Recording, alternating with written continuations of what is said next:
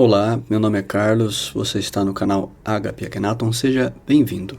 Hoje nós vamos falar sobre a mística do arquétipo oriental. Você já deve ter assistido o vídeo sobre a geisha, né, que a gente expôs alguns assuntos e a gente não vai ficar repetindo vídeo a vídeo, porém, às vezes é importante só salientar que arquétipo não é só símbolo de facilidade. Quando a gente diz que as princesas passavam essa imagem, né, de uma vida mais fácil, né?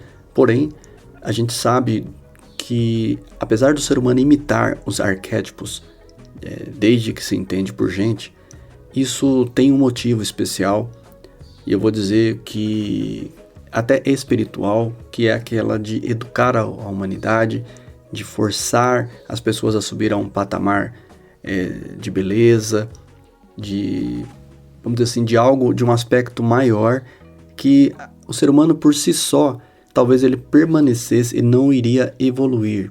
Porém, quando ele é convidado pelos arquétipos, provocado, né, a subir de nível, isso faz com que a pessoa almeje algo. Esse almejar não é de todo mal, ele é um processo que sempre nós somos convidados a experimentar coisas novas, melhorar a nossa vida. Afinal de contas, nós estamos falando de pessoas que sempre teve a vida muito difícil. Nós viemos de um povo camponês. O que é legal é que as pessoas, quando fazem regressão, né, tinham essa coisa de fazer regressão antigamente. Hoje não está tão na moda como já teve. Mas quase sempre nos centros espíritas, quando alguém regredia, ouvia uma vida passada, a pessoa sempre era Cleópatra, era sempre uma rainha, né? Você vê como esse imaginário fica forte no subconsciente, né? Ninguém era um plebeu, um camponês que viveu uma vida sofrida, difícil. Ninguém nunca era esse aspecto, sempre era um aspecto educado. E aí, algumas pessoas criticavam isso, né? E eu dizia, olha, isso está mostrando um aspecto muito bacana. Está mostrando justamente o que carregamos no nosso subconsciente. E isso não é de todo mal, porque se você trabalhar com isso, é como a gente faz para trabalhar com os arquétipos. E no imaginário popular, a mulher oriental, ela tem essa mística de sedução, né? Aquela coisa que se cobre a boca e só aparece os olhos, né? Então, é toda uma visão, mas da mulher mais fechada, né? O que nem sempre a gente vai, no nosso ocidente, aprovar, né, que a mulher tenha essa vida tão fechada e reclusa, né? E esses mesmos filhos, né, que são criados por essas mulheres, acabam tratando elas da mesma forma, sendo que parte desse contexto feminino é o materno, né? Mas vamos à questão da atração, né, que a gente expôs muito a geisha no vídeo passado, sobre a delicadeza, né? Já a mulher oriental, ela vai passar uma visão vamos dizer assim, diferente da mulher indiana, né? A mulher oriental, que vai englobar as mulheres árabes, asiáticas, que possuem às vezes um contexto islâmico, tem aquela coisa do véu, do escondido, né? Daquela apresentação, né, para o sultão, da dança do ventre, por exemplo. Mas o que é esse contexto? Por que com a mulher que pratica, por exemplo, no caso da geisha, ela pratica a dança, né, japonesa, levando um feminino a um delicado, a uma extrema delicadeza, como aquela louça fina que se cair no chão quebra. Mas na verdade, ali esconde uma grande força feminina, né?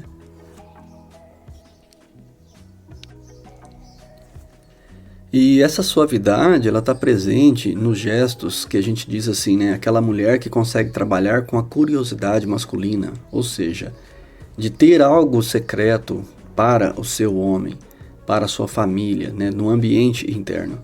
Isso tem um lado positivo, como sempre, né? Tudo tem um lado positivo.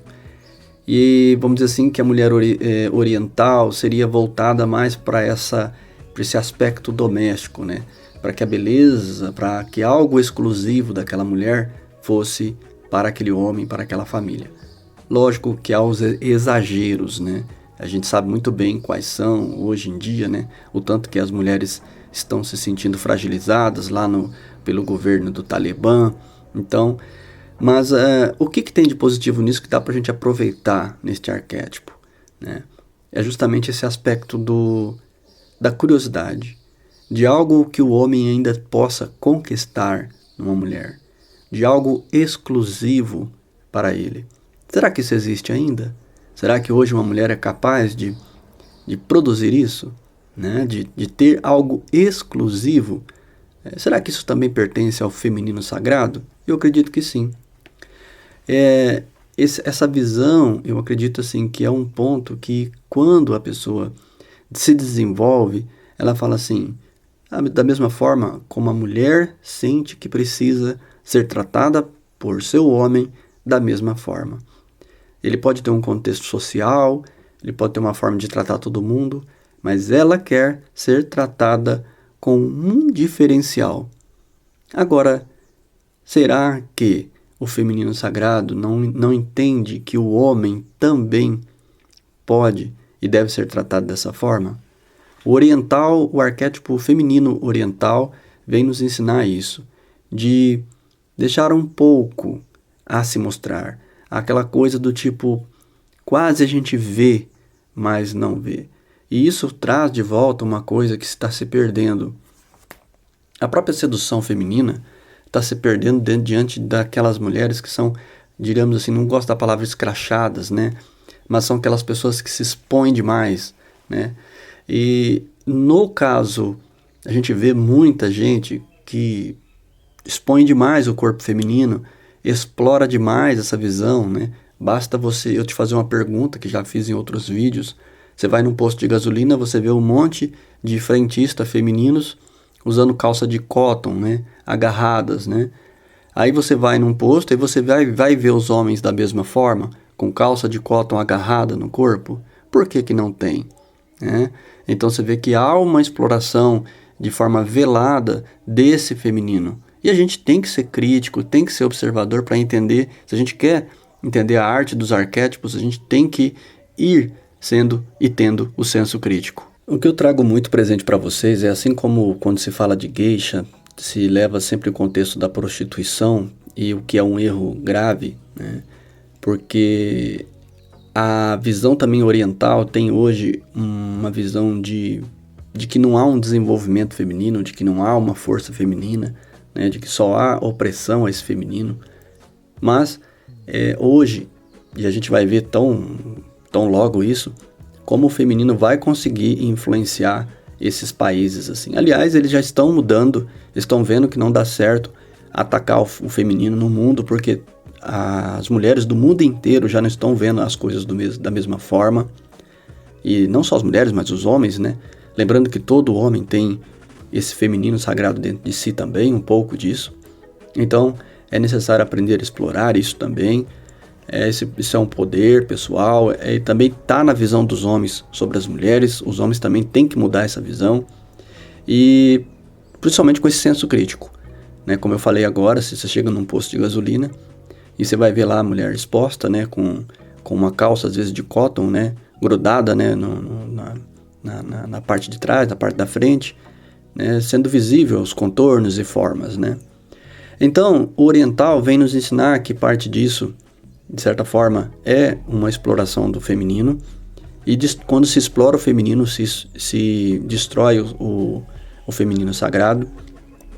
Acredito que quem tem hoje um conhecimento poderia estar usando esse contexto do feminino, ao invés da exposição do corpo, né, da erotização da mulher, e sim estar utilizando hoje um poder diferenciado, como o próprio arquétipo, induzindo as pessoas a terem visões de arquétipos diferentes. Como você imagina se chegasse num posto de gasolina e durante um dia, tanto homens e mulheres os frentistas estivessem a caráter, por exemplo, na época da imigração, do aniversário da imigração japonesa, os homens estivessem de kimono, as mulheres de roupa, atendendo de roupa japonesa, Como seria interessante, não? Você ter aquele impacto arquetípico, né? Quem tem esse conhecimento pode fazer isso, né? Assim como você pode receber amigos na sua casa e desenvolver um jantar temático, ou seja, uma comida de outro país, né? E por que não colocar à mesa os enfeites como se fosse de outro país também, né?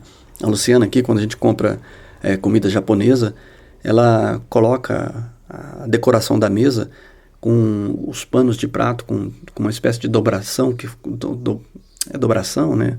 De dobragem, talvez, que os lenços ficam como kimonos, né? Com os palitinhos ali, japoneses. Então você pode trazer essa temática. Isso é poder de sedução, isso é poder de atração. Você saber utilizar aí no outro dia você usa outro. E assim você pratica a dança da qual você se identifica mais, seja a indiana, seja a oriental. E aí na oriental a gente vai falar que tem a odalisca, a dança do ventre, a dança com espadas, né? A própria dança em si, né? Com véus, né? Dança dos 7 véus. Então você vai ter muitas danças envolvendo essas mulheres, né? Então, eu trago que você vai perceber em vários arquétipos que a gente vai falar aqui, a dança é uma coisa que restabelece esse feminino.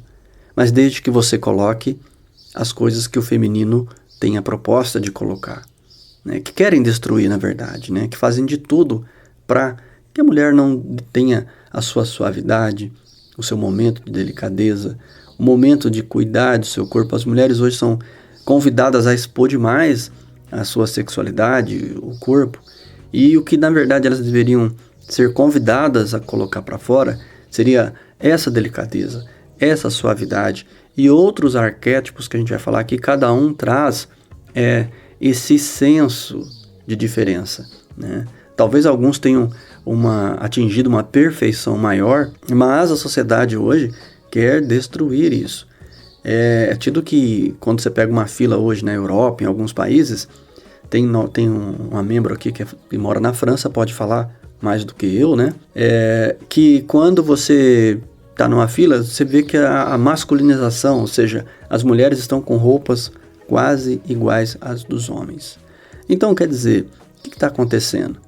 Está se formando um ser masculino ou um ser robótico, padronizado, que não tem mais um feitiço natural, né? O que eu digo assim, quando a gente diz a palavra, eu vou me lembrar agora, de envolvimento, né? Então não tem aquela coisa que você consegue desenvolver aquilo que a gente chama de cativante, né? Que cativa o olhar, que desperta uma curiosidade, né? E isso, gente, homens e mulheres podem estar utilizando.